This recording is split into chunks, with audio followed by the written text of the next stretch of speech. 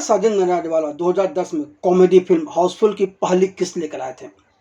अब वह इस सफल फ्रेंचाइजी की 5वीं किस्त हाउसफुल 5 लेकर आए हैं, जिसके 2 अलग अलग क्लाइमेक्स रखकर अलग अलग वर्जन बनाए गए हैं और दोनों वर्जन अलग अलग क्षेत्रों में रिलीज किए गए हैं।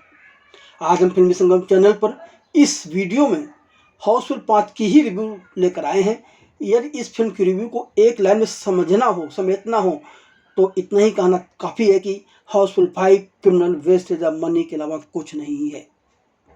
हाउसफुल 5 एक ऐसी दिशाहीन बेवजह की बनाई गई कॉमेडी थ्रिलर फिल्म है जो कि मनोरंजन करने की बजाय सिरदर्द देती है, यातना देती है।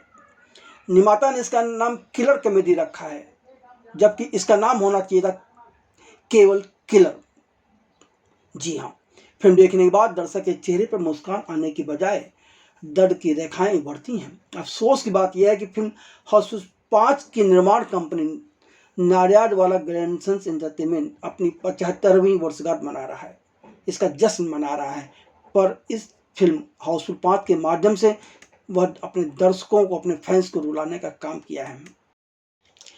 जहां तक फिल्म की कहानी के सवाल है तो 2 घंटे 45 मिनट लंबी फिल्म की कहानी रंजीत दोबड़ियाल, इस किरदार में रंजीत हैं, द्वारा एक क्रूज पर रखी गई उनके 100वें जन्मदिन की पार्टी से शुरू होती है, जहां उन्होंने कुछ खास मेहमानों को बुला रखा है।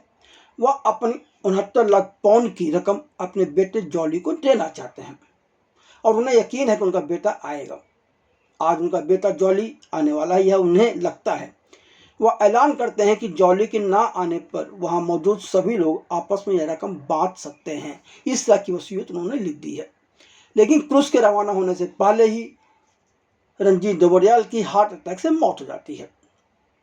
उनके मरने के बाद उनके 3 जॉली आते हैं। जलाउद्दीन, जिस किरदार में रितेश देशमुख हैं, अपनी पत्नी या यूँ कहें कि अपनी प्रेमिका जारा के साथ आते हैं। जारा के किरदार में सोनम वाजवा हैं।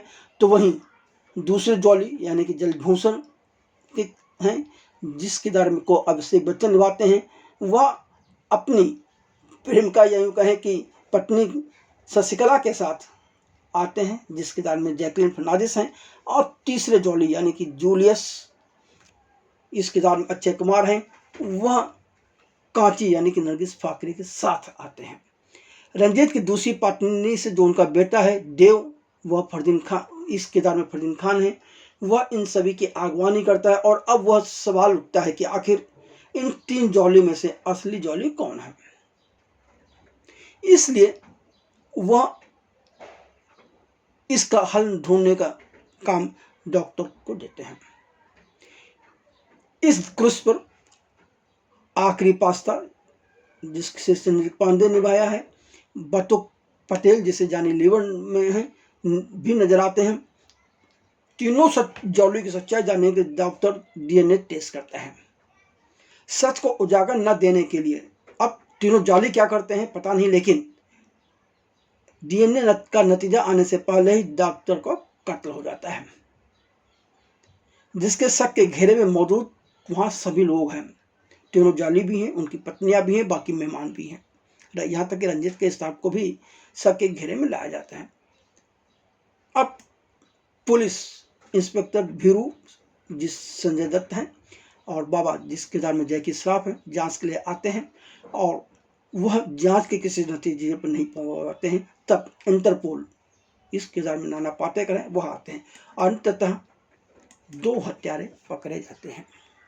चलिए अब कुछ बात फिल्म के प्लस और माइनस पॉइंट की।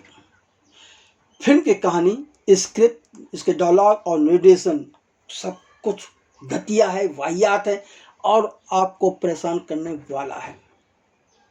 2008 में रिलीज हुई फिल्म दोस्ताना और 2018-19 में रिलीज हुई फिल्म ड्राइव निर्देशित कर चुके तरुण मनसुखानी के निर्देशन में बनी यह तीसरी फिल्म है और तरुण मनसुखानी ने एक बहुत ही सफल फ्रेंचाइजी की 5वीं किस्त को बर्बाद करने में अपनी तरफ से कोई कसर बाकी नहीं रखी है।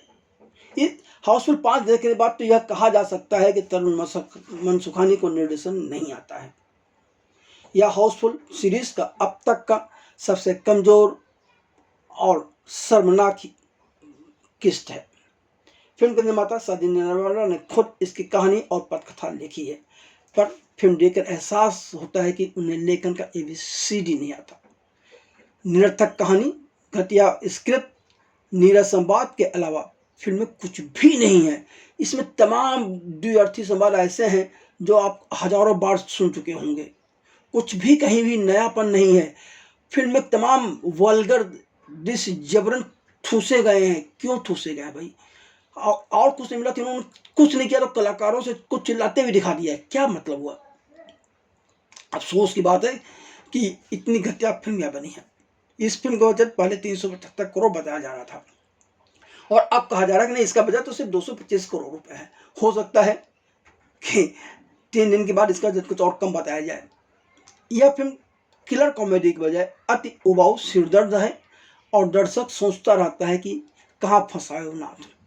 पूरी फिल्म में हीरोइनें तो केवल अश्लीलता व कामुकता परोसने के लिए हैं।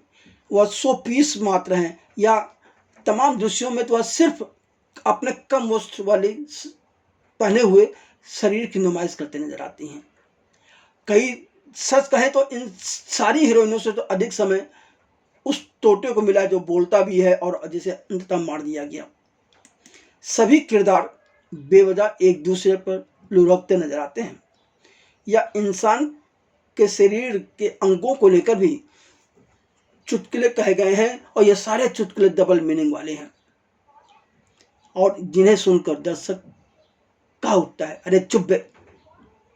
असली दृश्यों की भरमार है पर फिल्म को US सर्टिफिकेट मिला है। यार कुछ लोगों को इस फिल्म की कहानी लगभग 7 साल पहले रिलीज हुई फिल्म मर्डर मिस्ट्री से मिलती जुलती नजर आ रहा है, तो भाई कोई कुछ नहीं कर सकता। यह आपको नजर आ रहा है तो कोई क्या कर लेगा। फिल्म में नस्लवाद, लिंगभेद, बिल्ली के झगड़े सहित बहुत कुछ रख दिया गया है। मतलब जो कुछ वो ठूस सकते थे सारा ठूस। फिल्म में गाने जबरन ठूसे हुए नजर आते हैं। मतलब फिल्म में गाने की जरूरत नहीं, पर गाने हो रहे हैं। फुगरी डांस से लेकर के क्या क्या रख दिया है, बाप रे बाप।